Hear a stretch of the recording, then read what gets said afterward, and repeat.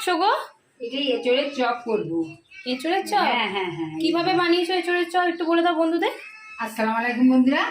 প্রথমে এঁচড়টাকে আমি ছোটো ছোটো করে কেটে নিয়েছি, নিয়ে নুন আর হলুদ দিয়ে সিদ্ধ করে জলটা ফেলে দিয়েছি, দিয়ে মিক্সারে পেঁয়াজ, গরম মশলা, তারপরে কাঁচা লঙ্কা সব দিয়ে আমি এটাকে পেস্ট করে নিয়েছি।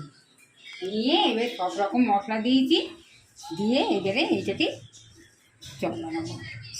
সব রকম মশলা বলতে ওই সব নুন, জিরে নুন, মরিচ, জিরে মরিচ, হলুদ, লঙ্কা সব দিয়েছি, দিয়ে আর একটু মিষ্টি দিয়েছি, একটুখানি চিনি দিয়েছি। চিনি দিয়ে একটু মিষ্টি মিষ্টি লাগে, খেতে ভালো লাগে আর কি, ওই জন্য দিয়েছি। এই যে আমি এবারে বানাবো। তেল গরম করে তেল গরম করে এবারে বানাবো। এই যে আমার সব মাখানো হয়ে গেছে, একদম মাখানো রেডি। এবারে ভাজবো আমি। এই যে বন্ধুরা, আমি তেল গরম হয়ে গেছে আর তেলের মধ্যে দিচ্ছি এই দেখি। আগে 2-3টে দিয়ে দেখা হলো ঠিকঠাক হলো কিনা। হ্যাঁ, যেন বেশি বেসনটা হয়ে গেলে ভালো লাগবে না। এই আপনারা পরিমাণ মতন দেখে বেসনটা দেবেন, একটা করে দেখে নেবেন ঠিক হচ্ছে কি না, তারপরে বেসনটা দেবেন। তো তাহলে এবার হ্যাঁ হ্যাঁ, এই যে এবারে তুলবো।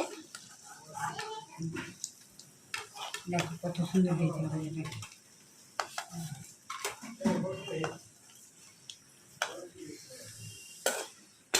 এই দেখুন কত সুন্দর হয়েছে ভাজা, কি গরম। আপনাদের একটা ভেঙে দেখাই, ওই দেখুন কত সুন্দর হয়েছে, নরম। উফ, কি গরম গরম তো গরম, হ্যাঁ খুব গরম। এই দেখুন কত সুন্দর, খুব গরম, আমি হাত দিতে পারছি না।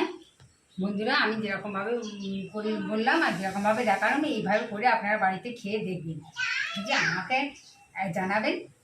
খোদা হাফেজ, টাটা।